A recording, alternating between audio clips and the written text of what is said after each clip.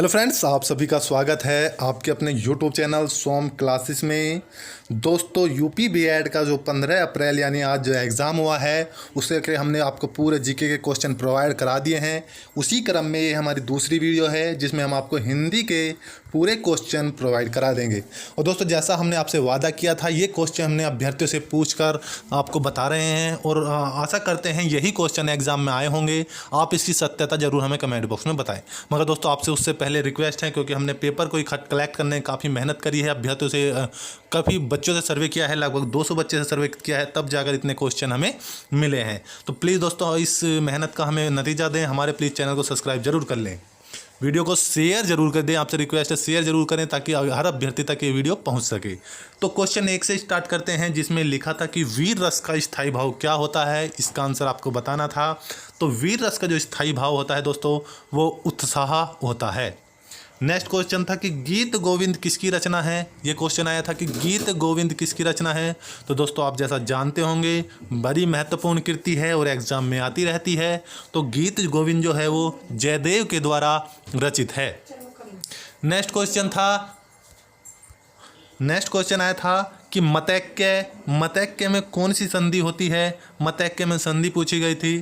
तो दोस्तों, संधि जो होती है मतैक्य में, वो वृद्धि संधि होती है। मनोरम का संधि विच्छेद पूछा गया था। मनोरम का संधि विच्छेद क्या होता है।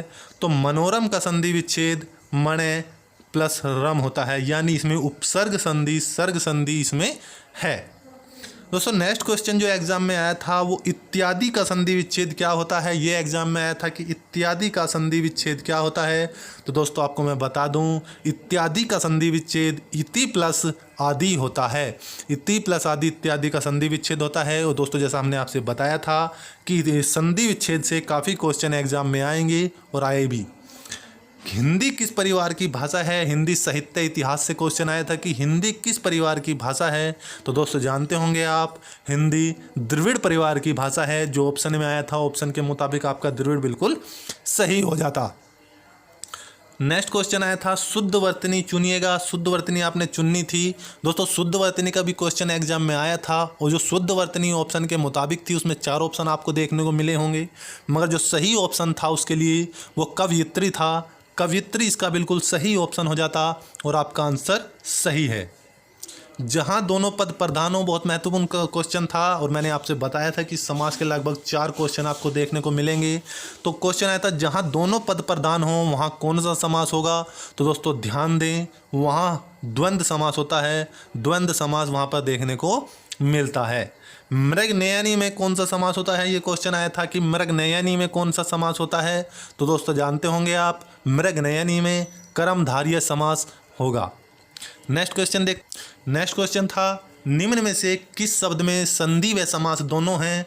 ये क्वेश्चन आया था कि संधि एवं समास दोनों हैं। ये क्वेश्चन पूछना तो इसका सही आंसर हो जाएगा त्रिभुज में संधि एवं समास दोनों हैं। ऑप्शन के मुताबिक बिहारी सतसई किस भाषा में रचित है। तो दोस्तों, ब्रज बिहारी, जो बिहारी सतसई है वो ब्रज भाषा में रचित है। दोस्तों, इसका आंसर आप हमें कमेंट बॉक्स में ज़रूर बता सकते हैं कि बिहारी सतसई किस भाषा में रचित है। तो हमारा जो मानना है वो बिहारी सतसई ब्रज भाषा में रचित है और ये बिहारी दास की बहुत महत्वपूर्ण कृति है। नेक्स्ट क्वेश्चन था द्राक्षा शब्द का पर्यायवाची क्या है। द्राक्षा शब्द का पर्यायवाची ऑप्शन में था, क्वेश्चन था। तो दोस्तों, द्राक्षा शब्द का भी अगर आपको आंसर पता है तो कमेंट बॉक्स में बता दीजिएगा, वरना जल्दी ही हम आपको इसके आंसर आपको प्रोवाइड करा देंगे। अभी जो कि आप हमारे चैनल को सब्सक्राइब कर लीजिएगा, हम आपको इसके बाद रीजनिंग के भी क्वेश्चन सोल्व कराएंगे जो हमने बच्चों से कलेक्ट किए हैं।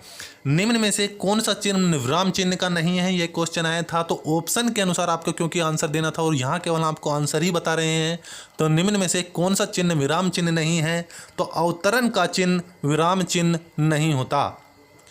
जिस क्रिया में क्रम की आवश्यकता ना हो वह कौन सा क्रम कहलाता है। जिस क्रिया में क्रम की आवश्यकता ना हो वह अकर्मक क्रिया कहलाती है। वीरता में कौन सी संज्ञा होती है। ये क्वेश्चन आया था कि वीरता में कौन सी संज्ञा होगी। तो दोस्तों, ध्यान देना, वीरता में भाववाचक संज्ञा होती है। दोस्तों, आपको हमारे आंसर कैसे लगे कमेंट बॉक्स में ज़रूर बताइएगा। अगर आपको लगता है कोई क्वेश्चन गलत है तो प्लीज़ बताएं कमेंट्स में कि सर आपने इसका आंसर गलत दिया है, ताकि और बच्चों का आंसर वो सही हो जाए। मगर हम 100% एक्यूरेसी के साथ आपको आंसर बताने की कोशिश कर रहे हैं। वर्णों के समूह को क्या कहा जाता है? ये क्वेश्चन आया था कि वर्णों के समूह को क्या कहा जाता है? तो दोस्तों वर्णों के समूह को वर्णमाला कहा जाता है।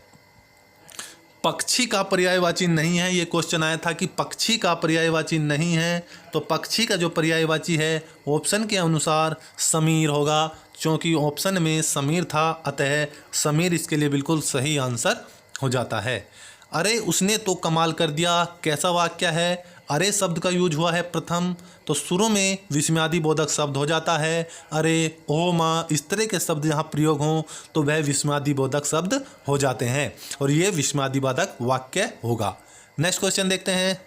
दोस्तों नेक्स्ट क्वेश्चन था साखी का तत्सम रूप आपने बताना था। दोस्तों मैं आपको जैसा बता चुका था कि 2 से 3 शब्द तत्सम तद्भव भी आएंगे, और तत्सम शब्द वो होते हैं जो संस्कृत से दो के तो लिए गए हैं, और तद्भव शब्द वो होते हैं जो बिगाड़े गए हैं। तो साखी का जो तत्सम शब्द होगा वो सखी हो जाएगा।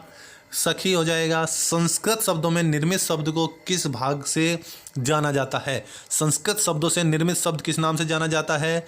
तो ये अभिहित किया जाएगा। ये क्वेश्चन था, क्योंकि मैं आपको बता चुका हूँ। तो वो शब्द जो संस्कृत शब्दों से निर्मित के नाम से हैं तत्सम शब्द होते हैं, यानी जो आज तक ज्यों के त्यों प्रयोग में लाए जा रहे हों। संस्कृत के वे शब्द जो ज्यों के त्यों प्रयोग में लाए जा रहे हैं वो तत्सम शब्द होते हैं, और जो जिनको बदल दिया गया है अपने रूप से बोला जाता है वो तद्भव शब्द हो जाते हैं। 6 वर्ण मिलकर बना है, ये क्वेश्चन आया था कि 6 वर्ण किनका मिलकर बना होता है? तो क प्लस श को मिलाकर 6 वर्ण बन जाता है। तो 6 वर्ण बना है ऐसे। पेड़ से फल गिरा कौन सा कारक होगा? महत्वपूर्ण क्वेश्चन है दोस्तों। पेड़ से फल गिरा, कर्ता ने कर्म को करण से अपदान से अलग, इस तरह से आपने पढ़ा होंगे समास को, कर्ता ने कर्म को। तो पेड़ से फल गिरा है यानी पेड़ से फल अलग हो रहा है, तो इस संबंध में आपका अपदान कारक हो जाएगा, अपदान कारक। स्वतंत्र सत्ता न धारण करना, स्वतंत्र सत्ता न धारण करने वालों के लिए क्या शब्द का प्रयोग करेंगे? यानी अनेक वाक्य के लिए एक शब्द का, इसके लिए सही आंसर क्या होगा? स्वतंत्र सत्ता न धारण करने वाला। तो दोस्तों आपके मुताबिक इसका आंसर क्या होगा वो हमें कमेंट बॉक्स में जरूर बताइएगा। जिन क्वेश्चन का आंसर छूटा है वो हम जल्दी ही आपको प्रोवाइड करा देंगे। शुद्ध वर्तनी बतानी थी कि शुद्ध वर्तनी का एक क्वेश्चन और आया था कि शुद्ध वर्तनी क्या होगी? तो इसमें जो होगा शुद्ध वर्तनी सांस्कारिक नाम का ऑप्शन था, वो बिल्कुल सही हो जाएगा। क्योंकि दोस्तों 2 क्वेश्चन आए थे वर्तनी को लेकर 2 क्वेश्चन आए थे। दोस्तों आप कितने आंसर आपके सही हो रहे हैं? क्योंकि हिंदी 50 की थी, जीके 50 की थी, तो क्योंकि हमने लगभग जीके के और लगभग हिंदी के भी क्वेश्चन प्रोवाइड करा रहे हैं आपको, तो वो कमेंट में हमारे साथ जरूर शेयर कीजिएगा कि अपनी मार्किंग आपकी कितनी बन रही है अभी तक इन 2 पार्ट में, केवल हिंदी में और जीके में। रवि का पर्यायवाची पूछा था कि रवि का पर्यायवाची शब्द क्या है? तो दोस्तों रवि का पर्यायवाची शब्द दिनेश है। निम्न में से संयुक्त स्वर पूछा गया था कि निम्न में से संयुक्त स्वर कौन सा है? तो दोस्तों औ संयुक्त स्वर हो जाता है। चौपाई छंद किस रूप का उदाहरण है? तो आपको जो 4 ऑप्शन उसमें मिले थे, तो उन 4 ऑप्शन में से एक बिल्कुल सही हो जाएगा, समव्रत इसका बिल्कुल सही आंसर होगा। निम्न में से कौन सा मात्रिक छंद नहीं है? ये क्वेश्चन आया था कि निम्न में से कौन सा मात्रिक छंद नहीं है? दोस्तों भुजंगी की अगर हम बात करें तो भुजंगी मात्रिक छंद नहीं है। नेक्स्ट क्वेश्चन था गवेषणा का अर्थ क्या है? तो दोस्तों खोज, ढूंढना, सर्च करना, खोज करना, ये गवेषणा का अर्थ हो जाता है। तो जो ऑप्शन में आपका खोज था यानी जो ऑप्शन है वो बिल्कुल सही इसके लिए हो जाएगा। निम्न में से कौन सा शब्द अन्य से भिन्न है? वह शब्द आपको छांटना था, तो आपको 4 ऑप्शन मिले होंगे। उन 4 ऑप्शन में से 3 ऑप्शन केवल एक पर्यायवाची शब्द थे, यानी एक शब्द के 3 पर्यायवाची शब्द थे, मगर जो ऑप्शन मृगांग था वो उससे बिल्कुल अलग था, डिफरेंट था, तो इसमें मृगांग शब्द बिल्कुल सही हो जाएगा। किस कारक में सर्वनाम शब्दों का प्रयोग नहीं होता? जिस शब्द में सर्वनाम शब्दों का प्रयोग नहीं होता वह संबोधन हो जाता है। जिस कारक में शब्दों का प्रयोग नहीं वह संबोधन हो जाता है। तो दोस्तों एक क्वेश्चन आई थी गीतांजलि गीतांजलि, गीत गोविंद संबंधी। तो दोस्तों इस तरीके से जो हिंदी के क्वेश्चन हमें मालूम पड़े हैं अभ्यर्थियों से पूछने के बावजूद, वो हमने आपको इस वीडियो में डिस्कस किए हैं। तो इस तरीके से हमने आपको जीके के और हिंदी के क्वेश्चन प्रोवाइड करा दिए हैं। अगर आपने हमारी जीके की वीडियो नहीं देखी तो आप हमारे चैनल पर जाकर जीके की वीडियो देख सकते हैं। इसके जस्ट बाद हम आपको रीजनिंग और जो आपका सब्जेक्ट पोर्शन होगा उसकी वीडियो प्रोवाइड कराएंगे। तो दोस्तों आप हमारे चैनल को सब्सक्राइब जरूर कर लीजिएगा। वीडियो कैसी लगी कमेंट बॉक्स में हमारे साथ जरूर बताइएगा, तथा आपकी मार्किंग अभी तक कितनी बन रही है वो जरूर शेयर कीजिएगा। मिलते हैं नेक्स्ट एक अच्छी वीडियो में, तब तक के लिए जय हिंद, जय भारत, धन्यवाद।